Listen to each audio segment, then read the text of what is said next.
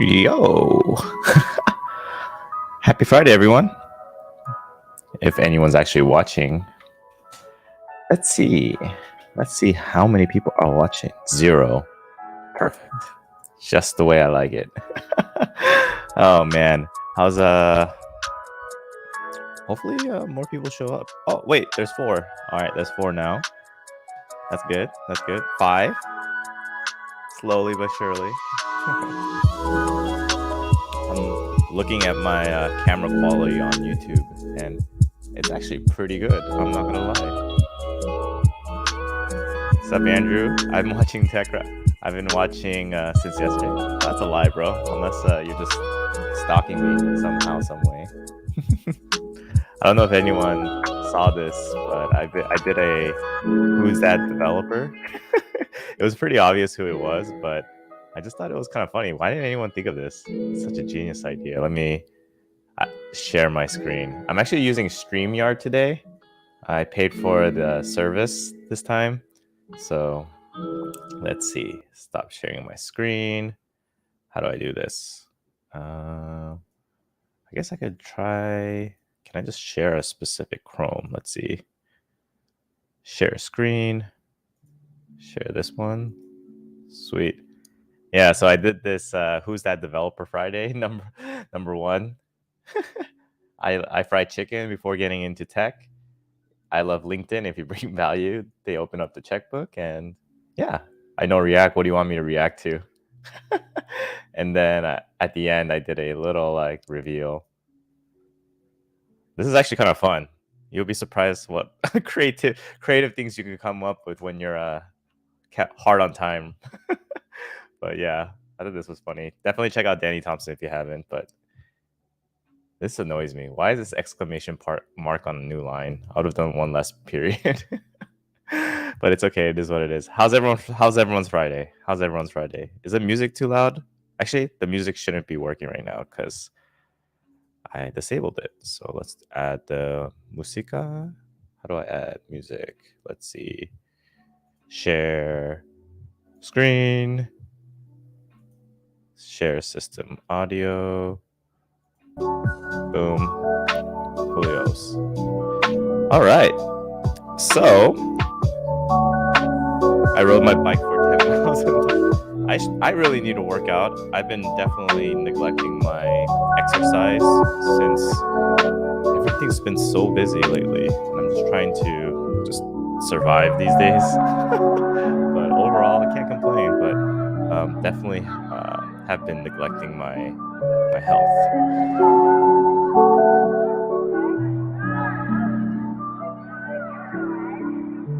But yeah, I was sorry, I got a text message, but I was curious, how's everyone doing? Like, I know the topic is about engineering growth, and it's been a really long time since I've been able to kind of just interact with the community and just see how everyone's doing, what are they up to, and I'm just kind of curious, where are you guys in your software developer journey?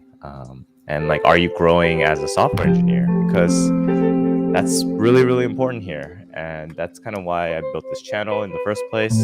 I've just been really swamped with work and I haven't been able to just catch up with people in my community like this. So I just thought, hey, why not? Let's see what's going on. Let's see what's everyone's up to. And Joel, it's good to see you. How are you?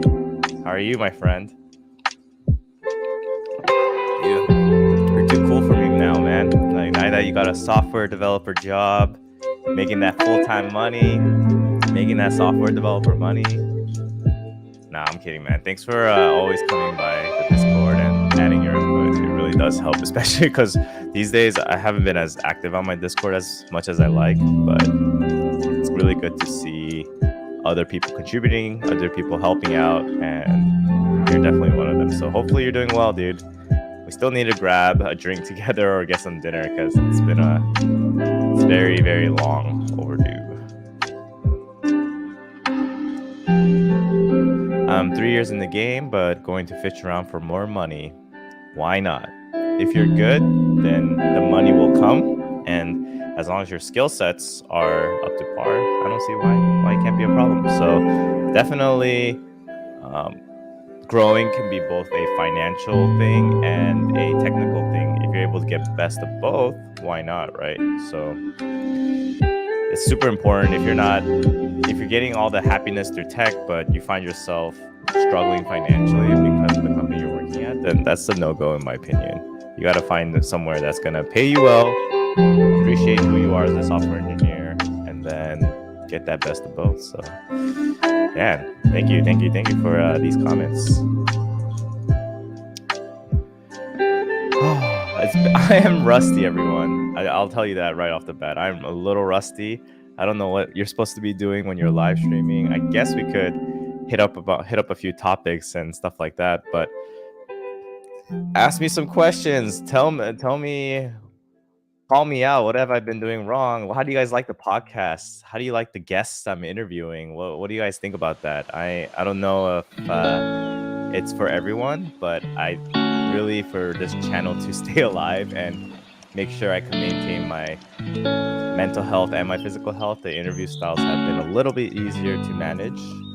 But let me know, what do you guys think about these interviews, these podcasts? Joel was on one of them, gave a lot of great input and advice, and I made a little short video that I haven't actually posted yet, but it's about how Joel was in the subway, and these people were talking about Git and GitHub, and at that time he wasn't working as a software engineer, but he knew what they were talking about, and he just wanted to say something, but obviously he couldn't because he just felt a little embarrassed. You don't really talk to random people on the subway, so yeah, I just thought it was interesting.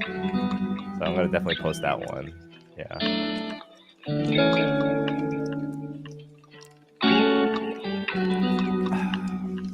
It's a very quiet crowd for 10 people watching. Maybe it's just it's been too long. Maybe it's been too long since people have seen me on live.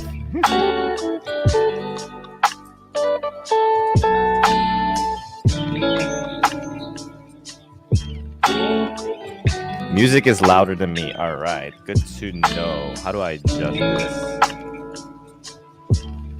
Oh, I think I know. Let's see. Nope, that's not gonna do it. Audio.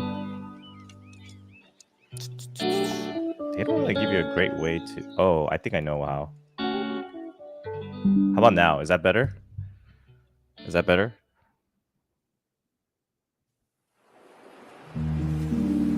Is that better? Is that better? Let me know. I didn't realize it was on such a high volume. Sweet. Nice.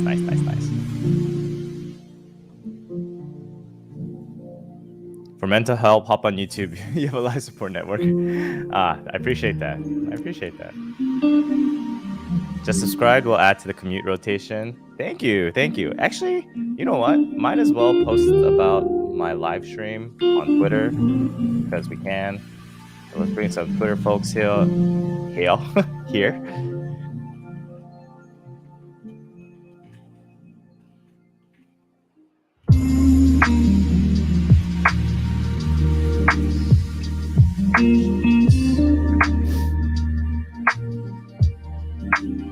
Little lower. Okay, good to know. Oh, how's that? Better?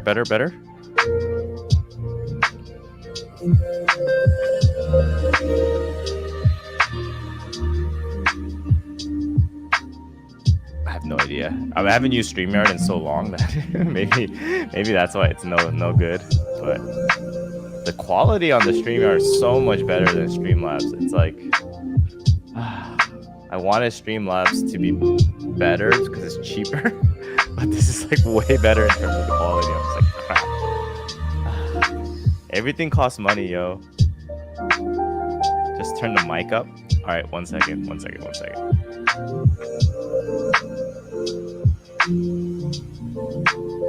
The thing about this mic sometimes is that if you put the gain all the way to the max, it just kind of has that really bad like scratchy sound. So how's that? Is that better? Usually, like all my sound settings are adjusted to my interview stuff, so I hadn't had to adjust anything before. But yeah, let me know how this sound is. If this is better, then great. If not, then I will try to fix this some way, somehow. Is it because... No, that can't be it. How about that? Is that better? No, like that. Is that better? Testing? You guys are my test helpers right now. Hopefully this is better. Let me know. Obviously, people don't want to watch me adjust my mic and figure it out. This is just a studio check. Yeah, exactly, right? Maybe I'll go on live more. I have no idea. But yeah, let me know if this is better. We'll figure it out. How's everyone's... So Andrew, what do you do? Are you a full stack, front end, back end developer? Let me know what you do. I'm curious. Music is louder than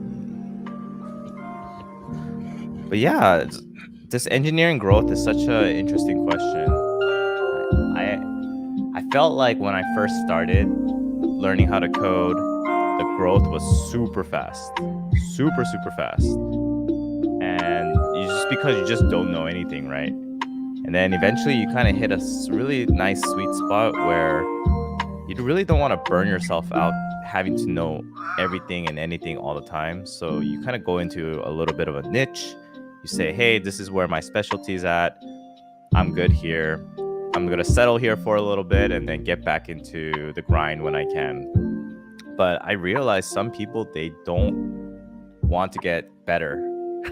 Like they just want to stay where they are at. And I think that's fine for the most part. But there's going to be a moment where the job is going to feel really boring, like what you do. And there's a part of you that's pushing back and forth between, do I really want to spend my energy learning these new things versus, I'm really bored. And you're like constantly fighting with that battle. And I think this year, at least for me, working at a new company, I've grown exponentially. I've grown to just be a lot more disciplined about certain things, being a lot more disciplined about just really diving into these really complex tasks. And it's made me a lot better as a developer. It doesn't always have to be like front end stuff, but it got me just uncomfortable. And sometimes being uncomfortable is a great position to be at, because that means you're getting challenged. So I wonder, this question for my community is, are you being challenged, right? Are you being challenged at your current job? Are you being challenged in your software developer journey? I would not interpret struggle as, I'm not smart enough. If anything, that's a sign that you're learning something new. It's hard to understand. Coding is not easy. And you just gotta view it from a perspective that, hey, this is how I'm going to be learning. Because once you're actually able to understand and not just copy from other people, that's going to be the difference maker between like a really good software engineer and someone that just kind of goes by day to day.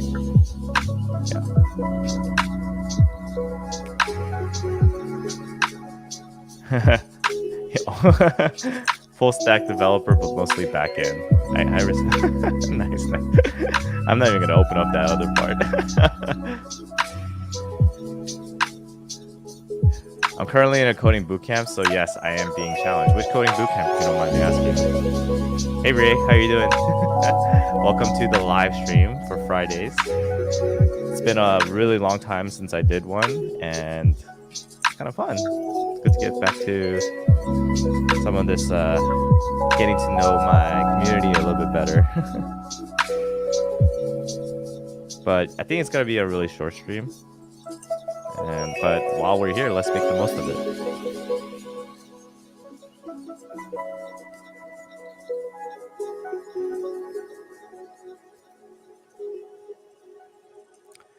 Should you leave your first developer job ASAP if it's a startup without a senior developer? No, not necessarily. Obviously, having someone with more experience is going to be the best position to be in, but you should try to make most of it and then possibly do move on. Ideal situation is you do want to be around people that are a lot more experienced because you're going to steal their knowledge, or I always say steal their knowledge, but I mean, you're going to learn a lot from them. You're going to take in all these like really good, well-developed patterns and all of that stuff. So it's not the worst situation, but at the same time, I would try to look for something better. And your avatar image is hilarious because your name is Chris Paul, but you have a picture of Rajon Rondo. I don't even know what logic behind this profile and name is, but we'll keep it at that. Yeah, being uncomfortable is the best character growth. Did a tech talk in front of 100 people and it was nerve-wracking. Oh shoot, where'd you do it at? And I bet that was probably the first of probably many talks that you did, right? Because usually it's the first one that is the hardest one. And after that, you kind of are able to get used to it. At least that's how I view my YouTube channel and interviews and all of those things. So, yeah.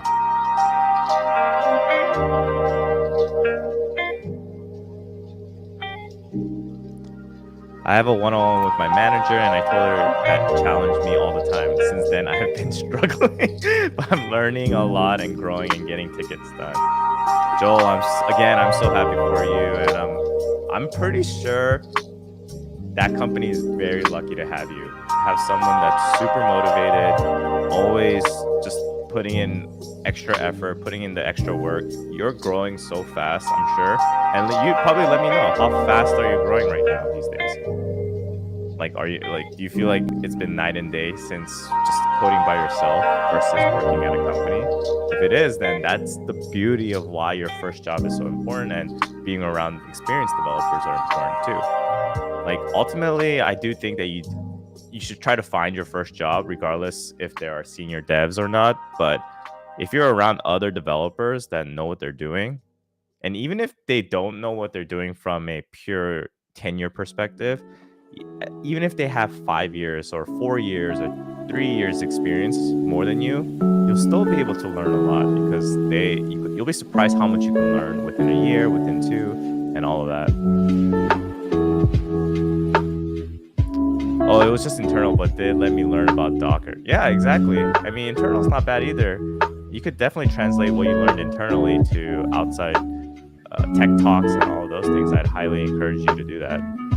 Assuming you don't want to stay at that company and do more internal stuff. So maybe you could get into even dev advocacy or something.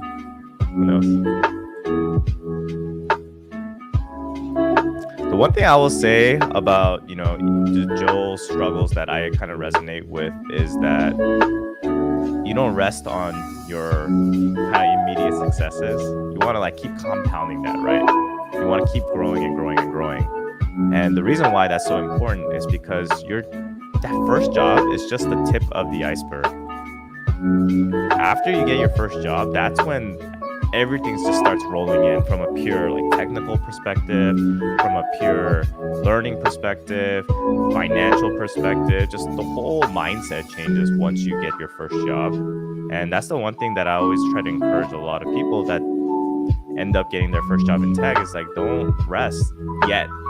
Rest maybe after year 2-ish, but that first 2 years is so important because you have that level of excitement that you want to learn new things. And then on top of that, you could take advantage of the fact that there's not a very high expectations from you.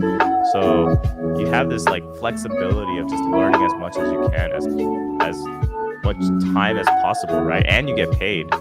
But eventually when you get to that point where you're really, really good, that's when you could justify more money, you could justify more responsibilities, more leadership roles, which in turn means more money, right? So it isn't all about money, but living in New York City, it really changes your perspective about how far money can go, and I'm sure Joel can relate to that as well.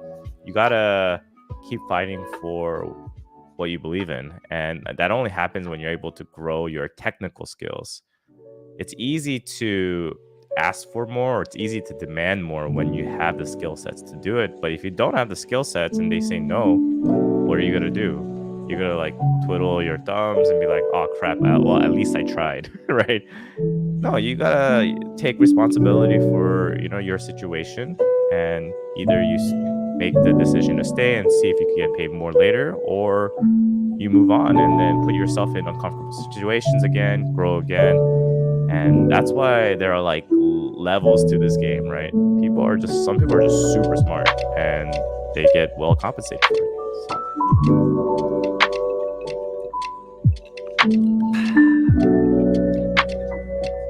But yeah, that was just kind of one thing I wanted to check up on with my community to see how everyone's doing in terms of their growth as a software engineer. And just because you don't have like an official developer title job or whatever doesn't mean you're not a software engineer. You're just a software engineer that's just growing at a self-paced route or self-paced course or whatever you want to call it. Like you're having your own route to growing. But I just want to make sure that if you are growing, like you're not taking you're not giving up yet, because this is just only the beginning. So I just wanted to check in and see if I could provide some guidance, provide some help for two people that are feeling a little lost, unsure of what to do, and all of those things. But at the same time, not many questions are being asked today. Maybe everyone's just partying it up because the weather's so nice, Friday's so chill, and what am I doing here at home by myself? I'm not gonna complain though.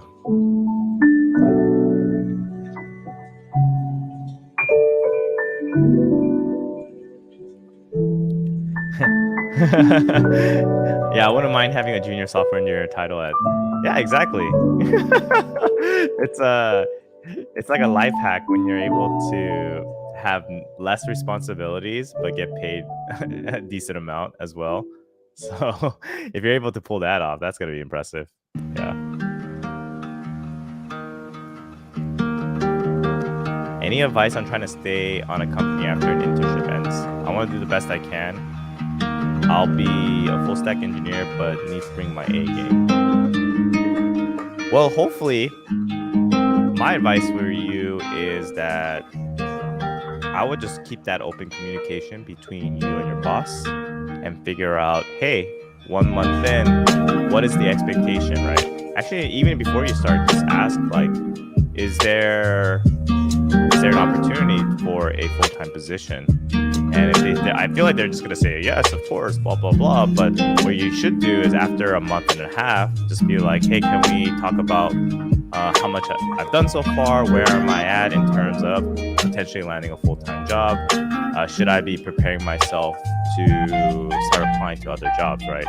Because they should give you at least that respect in a sense of if you are putting in the work and you respect who you are as a person and what you've done so far, then they should let you know if they're going to keep you on, right? Definitely bring your A game, definitely try your best, but even if they don't give you an offer, I think having that experience is going to just give you so many more opportunities, so many more doors are going to open up because you have that experience as a software engineer.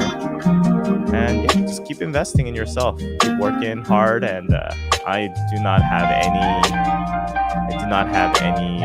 concerns about it if you do put in your best effort. So good luck, Sylvia. I feel like I'm doing well in the boot camp, learning a lot, but definitely have to review things here and there. Yeah, that's all of us. There's so many times where I just refer back to the documentation because I don't know what I'm doing.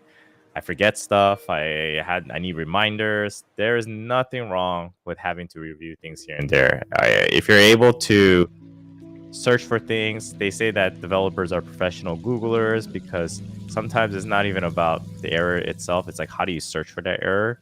So that is a really good position to be in, Ray. And I'm glad that you feel confident enough to say that you are doing well. And just a little tweaks here and there. That's all you need. Not bad.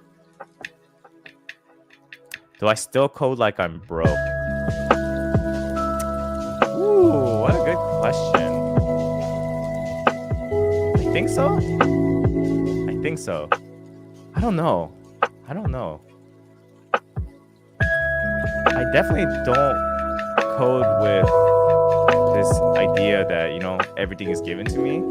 I don't know if I go to the extreme, like I code like I'm broke these days. I don't know. These days, I just haven't had time to think because there's so much to do. So maybe I don't know. I do work hard. I do work hard at what I do.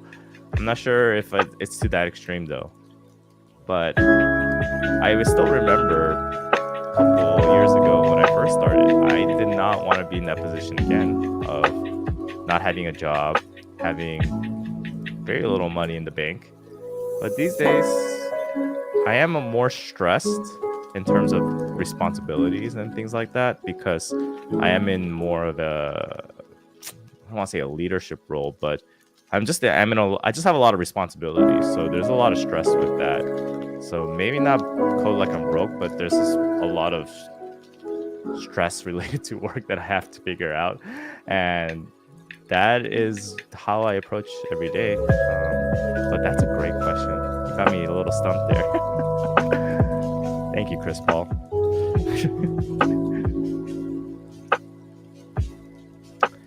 In your opinion, what's the one thing preventing someone from getting their first job? Is it a lack of solid/robust projects?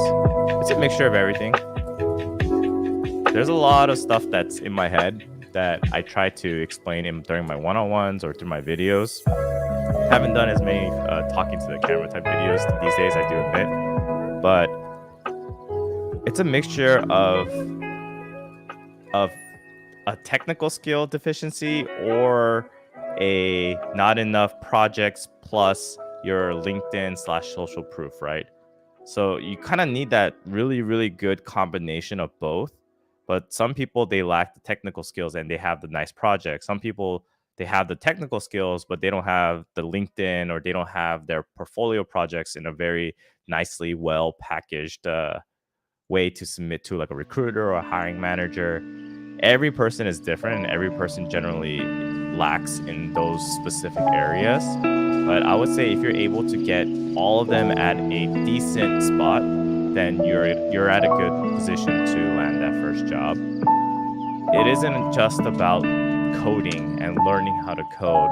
It's about presenting yourself to an employer that says, hey, can I take a risk on this person? Do I want to hire this person even though he or she may not have that work experience yet?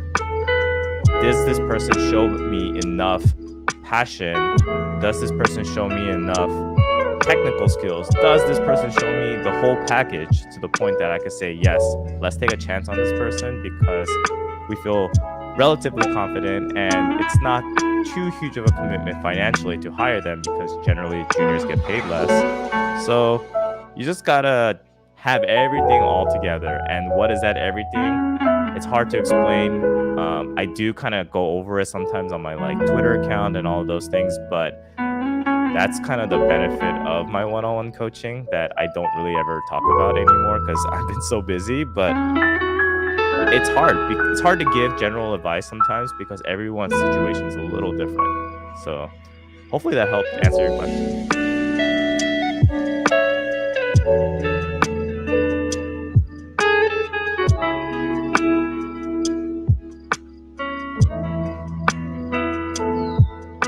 Just started a free code camp a month ago, so not a lot of questions yet because I don't know what I don't know. But fair enough, man. Hopefully you figure that out.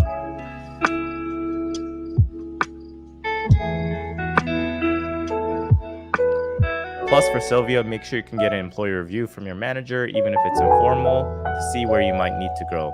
Yeah, that's awesome. That's really good advice. It'll be cool to even get a LinkedIn, the LinkedIn not referral, but just a comment about how it was working with you and all of those things, because that would be probably super beneficial. Because sometimes, as great as you are, companies can't afford to hire someone full time. And that kind of sucks for you, but it is what it is.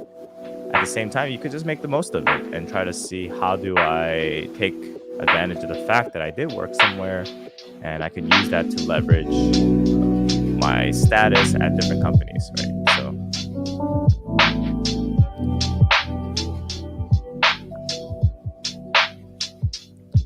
thank you. That makes me feel so much better. I now have an idea what I can do.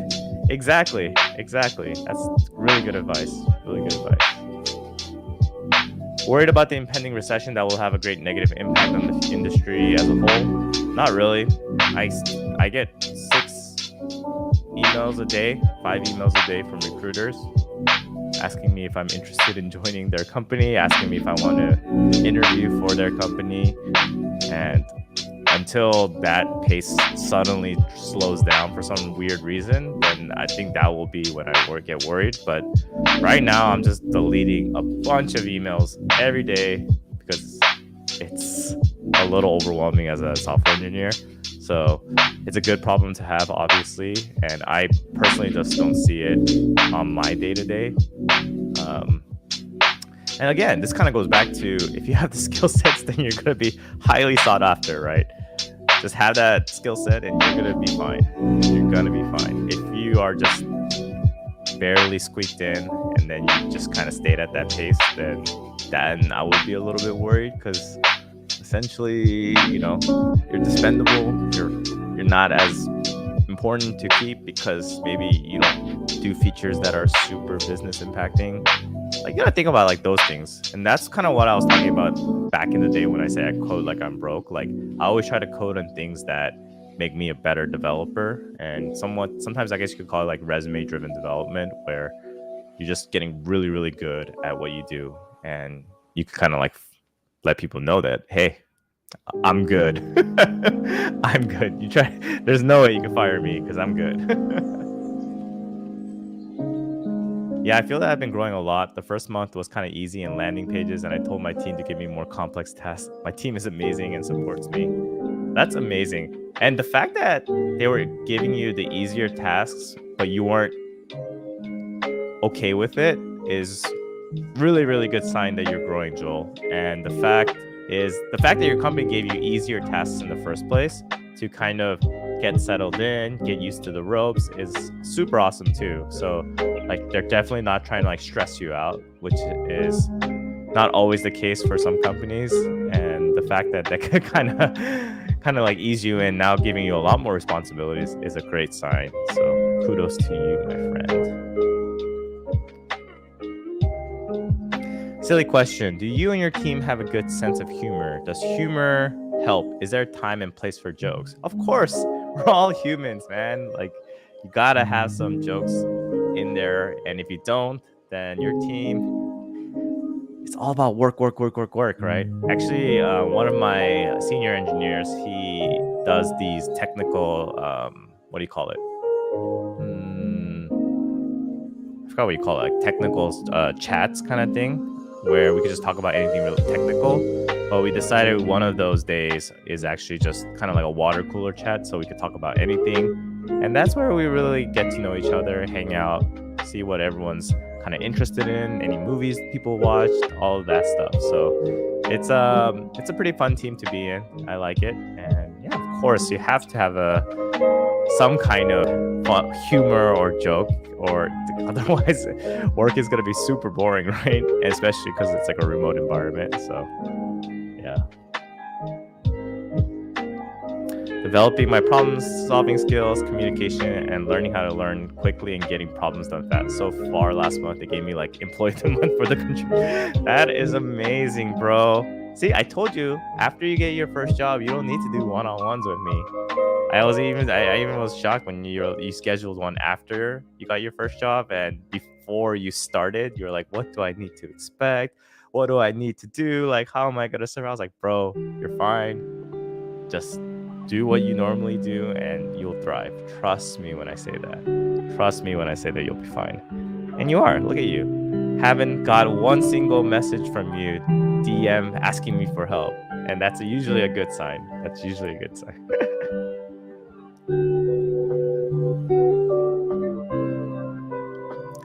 Do you think the junior dev market is oversaturated versus senior dev market, which has a shortage?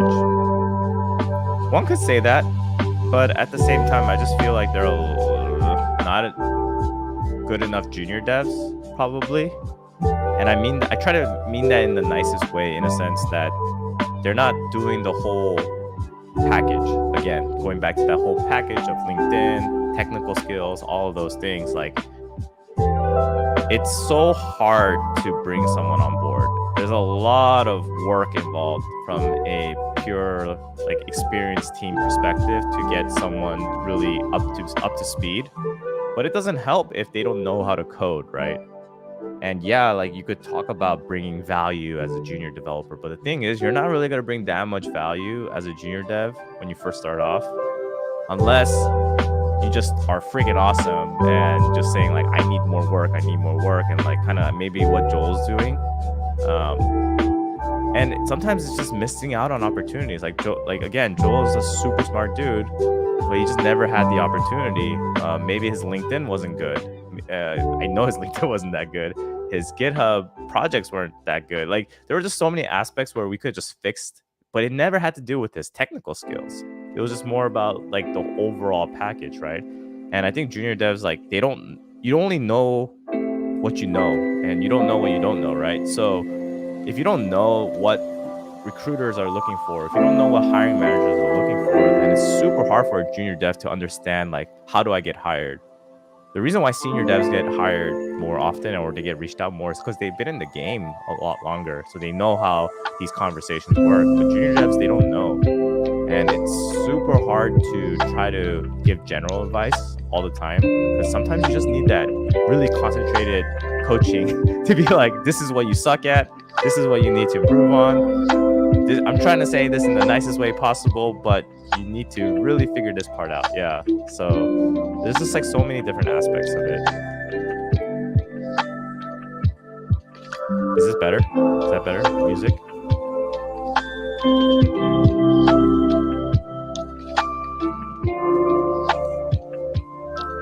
Am I watching the NBA playoffs? No. I'm not gonna watch it until probably like closer to the Eastern Conference. Yeah.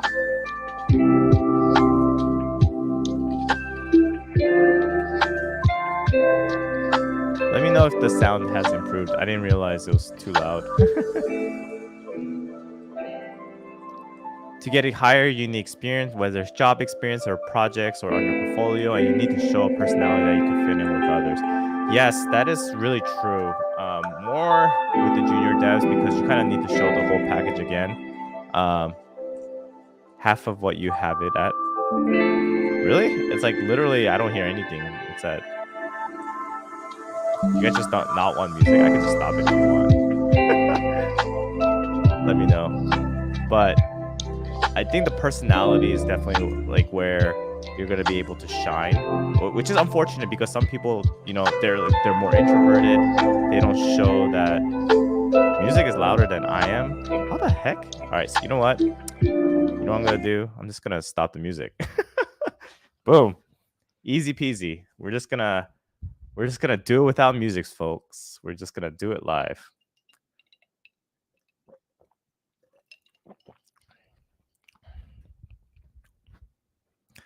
This is super important though. The whole package. Show that you're interested in the company. Show that you have a passion for whatever the heck they do, even though you might not have it. You gotta fake it till you make it in some ways, right? You have to do your homework. You have to do your research. There's just so much more to getting your first job than just saying, I'm gonna learn how to code. And that's the reason why I highly encourage you to do everything and anything to get it.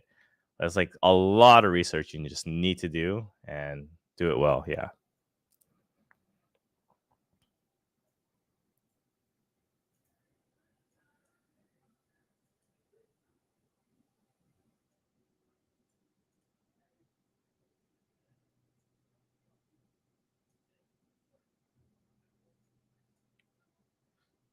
One second, folks.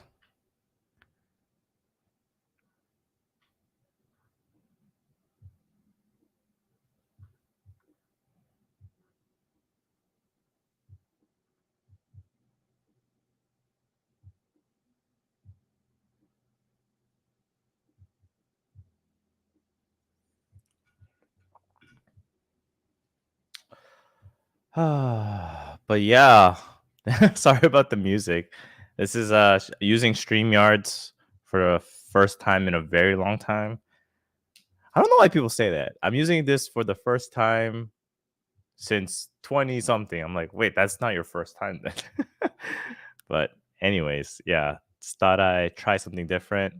I think the quality is a lot better on these videos than Streamlabs, which I kind of like. So let's continue doing that. I also don't want to pay like $49 a month for this. This is crazy.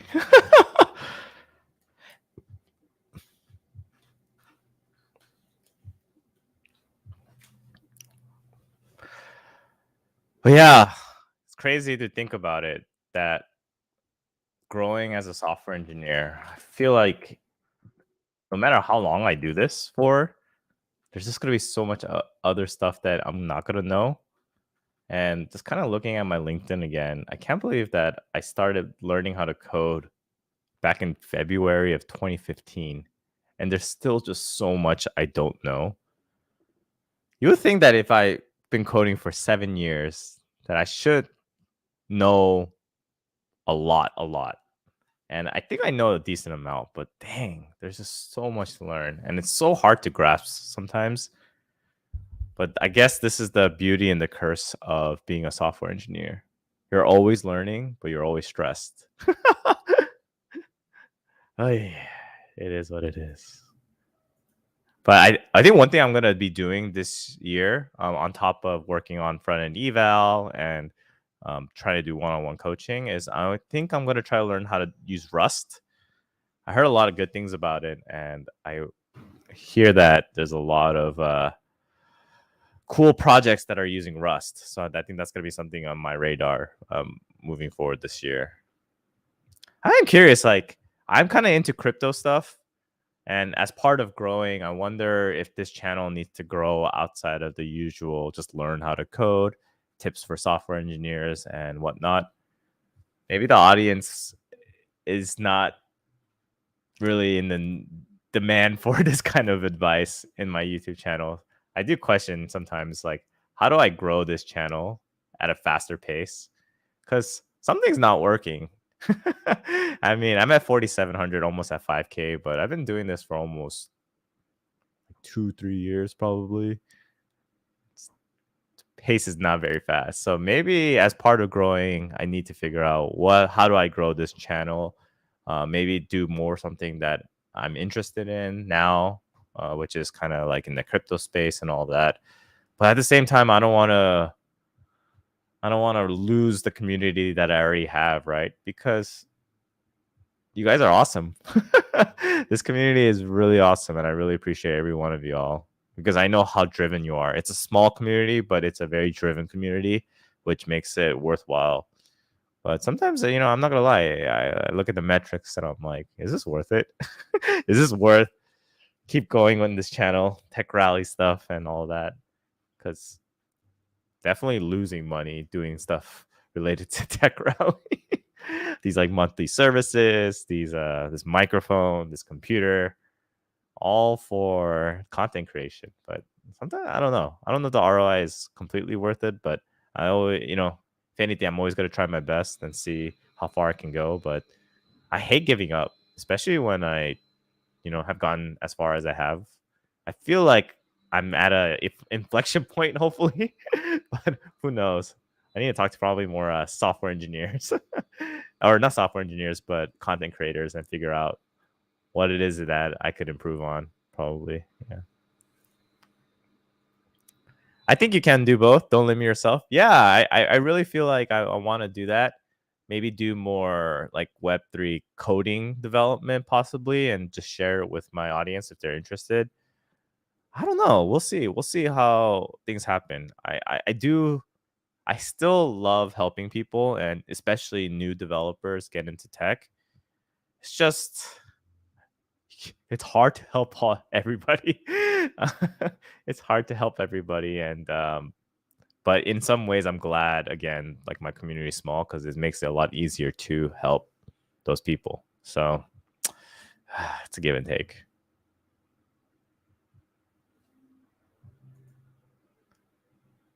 As you learn Rust, maybe small concept tutorials that can supplement your courses.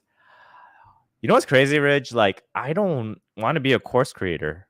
Like, yeah, I have this like little section here called courses.techrally.co, but I only build courses when I think it's going to help people. Like, ultimately, that's kind of what this channel was always about, like helping people get a job.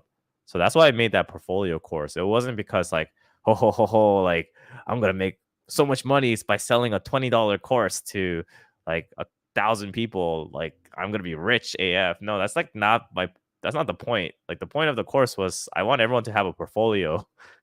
I just want everyone to have a portfolio so they are more likely to get a job, right? It sucks that not that many people signed up for it, but you know what? At least 1,000 did, and now they're that much closer to landing their first job in tech.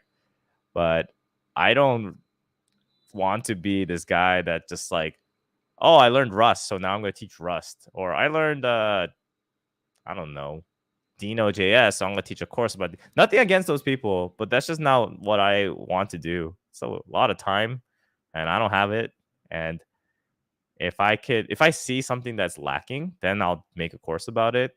But that's why I always recommend taking Danny Thompson's LinkedIn series on YouTube because it's great. It's great. There's nothing wrong with it. It helps. It's helpful. It gets you closer to landing your first job in tech. And why else would I recommend anything different, right? I mean, I guess I could make my own and then kind of repurpose my stuff with his stuff together and build a potentially better course or better like material. But I just don't have time right now. And if there's something that's good that is out there, then bravo to them. And I'll just recommend it all day, every day. So probably not the best business move, honestly. But it is what it is. Yeah. And even with my one-on-one coaching, like I don't really advertise it too much. And now I think the price point is a little high. It's $100 an hour. But at the same time, some people can argue that it's actually a cheap deal considering I've been in this industry for 7 years. I actually know what junior developers are struggling with because sometimes you talk to experienced developers, they have no idea what junior developers are struggling with because they don't bother to do the research. They're like, oh, I don't have a LinkedIn. I just get my job on Twitter. It's like, cool. It's because you've been working for like 5-10 years already. But if you're able to find someone that's experienced and knows what struggles junior devs go through, I think that is like totally worth an investment, right? People are willing to pay like a crap ton of money for school, but for some reason, like sometimes, I mean, I don't know about everyone's financial situations. Like assuming that you are financially able to, I think that's a really good deal. But at the same time, I respect people that don't, and that's okay. That's why when people ask me for advice and it's like getting kind of like long-winded, I just tell them, hey, look, like I have a Discord channel. You could ask questions there. I have other free resources that you can use. Like I never really tell them to do my one-on-one coaching because number one, I'm so tired. So doing one-on-one coaching is actually really hard, even at that price. It's probably underpriced to be honest. So I don't know. It's a balance that I have. Like I don't look every month and go, oh my God, I need one-on-one coaching. I need to like make $400 or something to like survive. That's not what I want. But at the same time, it's like I can't burn myself out just doing a bunch of one-on-one coaching because that takes a lot of work too. So yeah.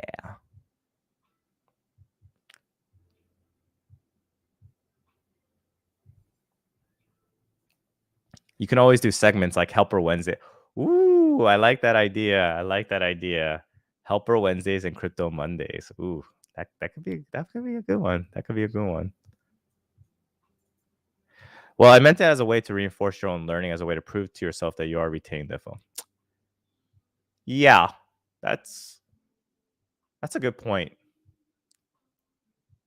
But I don't know. I don't really need. It sounds really cocky to say, but I don't really need a way to prove to myself that I'm learning. I'm pretty realistic about if I'm actually learning or not. And generally, I'm going to be doing something with it, not just learning for the sake of learning. So if I find myself struggling, that's usually a good sign that I'm learning because I'm not just copying something from like a tutorial. So But I see your point, and I think that's a really good a strategy of to learn somehow.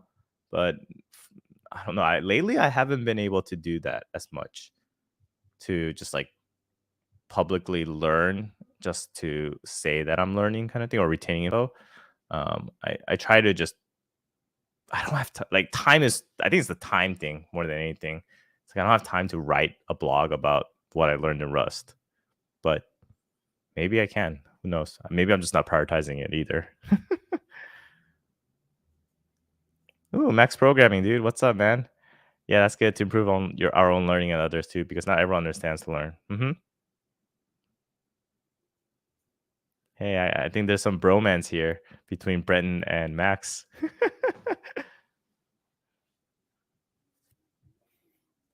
Have an AI to write your blog, maybe. Can it like just do speech to text and then put it through an AI and then just have it just do everything for me? Hey, I just took a job doing quality assurance at a big financial company. What's the best way to move them to web dev there? What's quality assurance? Is that like QA testing or something different? Assuming that you're talking about QA testing, I think that you're gonna not just be doing manual testing, right? Hopefully, you have the skills to do some integration tests, write some unit tests. Well, not really unit tests, but write some integration tests, and then hopefully that can level up your JavaScript skills to make you more eligible to get hired as a software engineer. I would also highly recommend you to learn how to build an app outside of work or try to take on more responsibilities that may be related to development. But if you don't have the skill sets, then I would just start from there first. Like try to build something outside of work and then see if you could translate that into your company and all that stuff.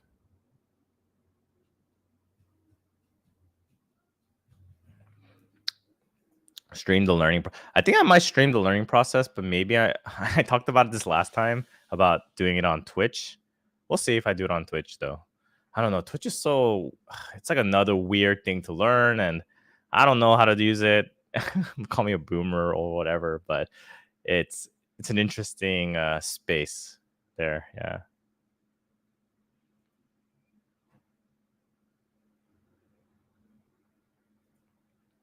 I had a question. I'm going a different way to get a degree. Instead of a 4 years bachelor's, I'm doing a diploma because I've already self-learned a lot of things.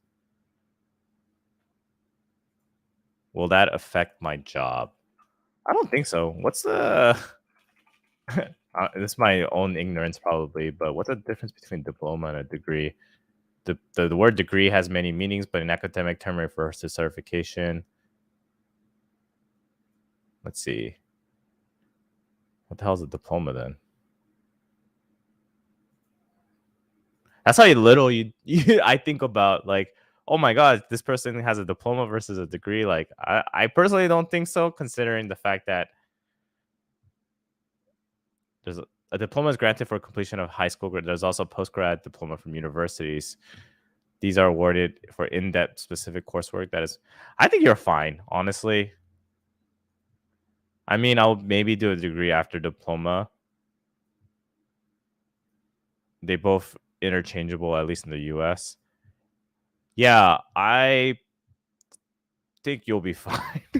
Again, skill sets, what's your work experience like? If you have any freelance work, show that stuff. Companies these days, they don't really care. They just care that you can do the job.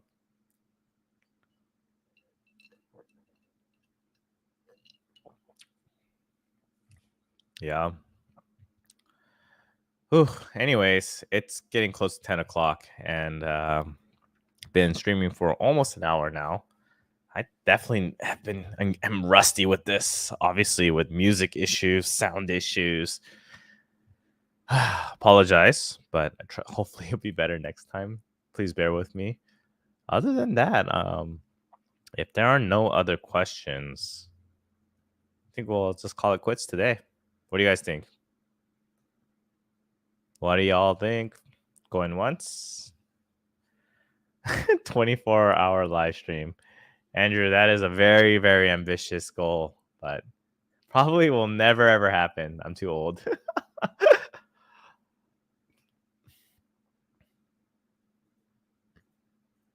Pineapple on pizza? Yes. Team pineapple on pizza all day, every day.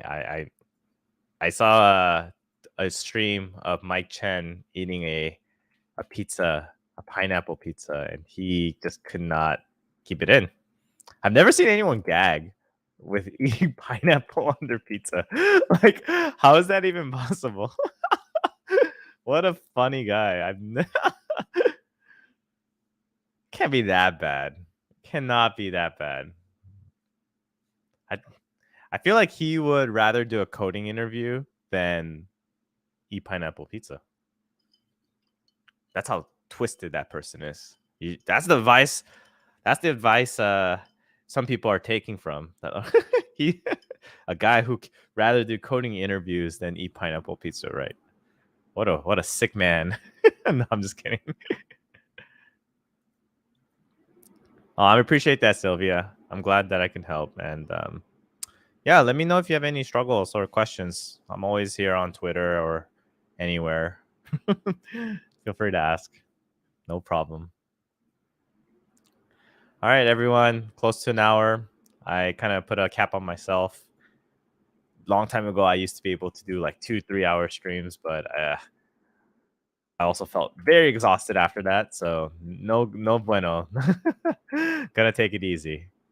Everyone have a good weekend. And yeah, take care of yourself. Grow as a software engineer. And I'll see you next time. Bye-bye.